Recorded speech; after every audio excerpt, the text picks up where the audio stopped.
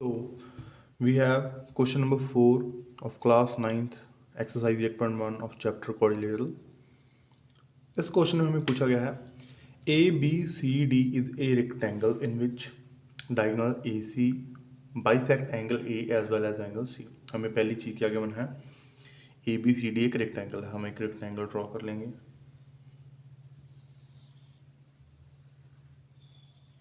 ठीक है, A B C D, हमारे पास ए बी सी डी क्या है, एक रेक्टेंगल है। कहते हैं डायगोनल ए सी है वो डायगोनल बाइसेक्ट कर रहा है एंगल ए को, that's mean angle 1 is equal to होगा एंगल 2 के equal, and as well as angle C को भी क्या कर रहा है A C bisect, that's mean angle 3 is equal to angle, और हमने क्या यहाँ पर ले लिया है जो हमें क्या है गिवन है। ठीक है, सो कहते प्रूव करो, मतलब show that A B C D is a square. जो rectangle A B C D है हमें क्या प्रूव करना है, वो है एक स्क्वायर। ठीक है, और हमें क्या प्रूव करना है, diagonal B D bisect angle B as well as angle D. ठीक है, सो फर्स्ट चीज हम इसमें गिवन लिख लेंगे। हमारे पास गिवन क्या है, अगर ये रेक्टेंगल है तो ए बी क्या होगी डी सी के इक्वल, एंड ए डी क्या होगी बी सी की इक्वल, ये हमें गिवन है। ठीक है, और angle 1 is equal to angle 2, angle 3 is equal to angle 4, ये क्या है हमें सब कुछ गिवन। हमें प्रूफ क्या करना है, proof A B C D is a square. अगर हमें ए बी सी डी को स्क्वायर प्रूव करना है तो अगर हम इसमें क्या करेंगे, रेक्टेंगल को स्क्वायर से अलग क्या बनाता है, उसकी साइड्स। रेक्टेंगल में अपोजिट साइड्स इक्वल होती हैं, स्क्वायर में सारी साइड्स क्या होती हैं, इक्वल होती हैं, that's mean all side equal. अगर हम ये प्रूव कर दें B A B is equal to B C is equal to D C is equal to A D, अगर हम ये प्रूव कर देते हैं तो ए बी सी डी हमारा क्या बन जाएगा, स्क्वायर। ठीक है, और हमें क्या कहा गया है, हमें ये भी प्रूव करना है डायगोनल बी डी। हम एक डायगोनल ड्रॉ कर लेते हैं B D. Diagonal B D है वो बाइसेक्ट कर रहा है एंगल बी को, दैट्स मीन दिस एंगल। अगर बी डी बाइसेक्ट कर रहा है एंगल बी को, दैट्स मीन हमें प्रूव करना है angle 5 is equal to angle 6, हम इसे ऐसे लिख लेते हैं। और एंगल डी को भी हम इसे लिख लेते हैं angle 7 is equal to angle 8। So हमें क्या प्रूव करना है, angle 6 is equal to angle 5 और angle 7 is equal to angle 8। ये क्या करना है, हमें प्रूव करना है। ठीक है, सो चलिए स्टार्ट करते हैं हमारा सॉल्यूशन।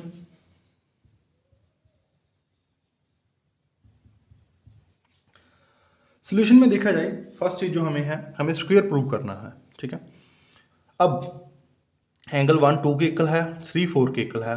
ठीक है, सो 1 4 के इक्वल होगा कि नहीं, देखो एंगल 1 एंगल 4 के इक्वल होगा because alternate interior angle, D C parallel है बी सी के और ए सी क्या है transversal, so angle 1 is equal to होगा एंगल 4। मैं यहाँ पर लिख सकता हूँ angle 1 is equal to angle 4 because alternate interior angles. ठीक है, एंगल 1 अगर एंगल 4 के इक्वल है, ठीक है, तो 1 के इक्वल क्या है, या मैं कहूँ यहाँ पर 4 के इक्वल क्या है। ठीक है, एंगल 4 के इक्वल क्या है, हमें यहाँ पे लिखा था एंगल 3, सो मैं कह सकता हूँ angle therefore angle 1 is equal to angle 3 because angle 3 is equal to क्या है, एंगल 4 के जो हमें क्या है गिवन। ठीक है, इसी तरह से हम क्या कर लेंगे, एंगल 2 भी क्या कर लेंगे एंगल 4 के इक्वल। जैसे एंगल 1 के इक्वल क्या है, एंगल 2 जो ये रहा, सो मैं यहाँ पर लिख सकता हूँ angle 2 is equal to angle 4। ठीक है, ये हमने क्या कर लिया जी, इक्वल कर लिया। ठीक है, सो इसे इक्वल करने का हमारा मेन पर्पस था, हमने यहाँ पर एक थ्योरम लगानी है, angle opposite to the same sides. ठीक है, सो अगर हमने देखा जाए इन ट्राइंगल ए डी सी, अगर हम ये वाला ट्राइंगल उठाते हैं ए डी सी, इसमें क्या है एंगल 1 एंगल 3 के इक्वल है, हमें जो प्रूव किया है हमने, तो मैं लिख सकता हूँ angle 1 is equal to angle 3। अगर angle 1 is equal to angle 3 है तो एंगल 1 के ऑपोजिट साइड कौन सी है, डी सी, और एंगल 3 के ऑपोजिट कौन सी है, A D, sorry A D, ठीक है। सो ये कौन सी थ्योरम से है, side opposite to same angle. हमने चैप्टर में एक थ्योरम पढ़ी है, side opposite to the same angles are always equal. जो सेम एंगल के ऑपोजिट साइड्स होती हैं वो भी क्या होती हैं, हमेशा इक्वल ही होती हैं, ठीक है। सो हम इसे ले लेते हैं 1, इसमें ले लेता हूँ इक्वेशन 1, ठीक है। इसी तरह हम क्या करेंगे, मैं एक लाइन लगा लेता हूँ, ठीक है। In triangle A B C, A B C, ये वाला ट्राइंगल की हम बात कर रहे हैं, इसमें क्या है, angle 2 is equal to angle 4, हमने ये भी प्रूव किया, ये रहा हमारा। सो एंगल 2 के ऑपोजिट साइड कौन सी है, बी सी, बी सी है, और एंगल 4 के इक्वल ऑपोजिट कौन सी, एंगल ये रहा 4 के ऑपोजिट है ए बी, ठीक है। सो ये भी क्या हो जाएगा, side opposite to same angle, ठीक है, वो भी क्या होती है, इक्वल। हम इस इक्वेशन को ले लेते हैं 2, ठीक है। अब हमने ये प्रूव कर दिया भी ये साइड इसके इक्वल है और ये साइड इसके इक्वल है, ठीक है। फ्रॉम 1 एंड 2 इन दोनों से क्या प्रूव हो रहा है, फ्रॉम 1 एंड 2। अगर 1 एंड 2 को हम कंपेयर करें, देखिए जैसे D C is equal to A D है, ठीक है, हमने ये प्रूव किया था। और डी सी के इक्वल क्या था, डी सी के इक्वल हम यहाँ पर देखिए, डी सी के इक्वल है ए बी, सो यहाँ पर मैं कर सकता हूँ ए बी, और ए डी के इक्वल क्या था, ए डी के इक्वल था बी सी, जो हमने ये कीमत था, ठीक है। सो ए डी इक्वल तो हो जाएगी,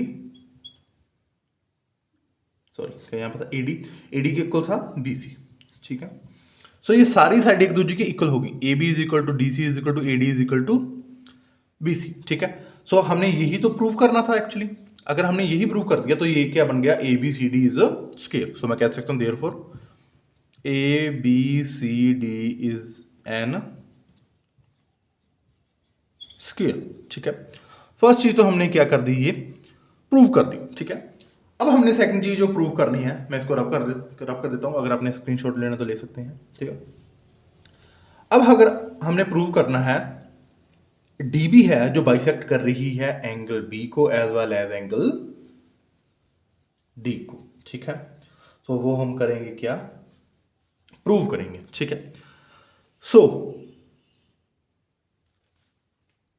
देखिए इन ट्रायंगल,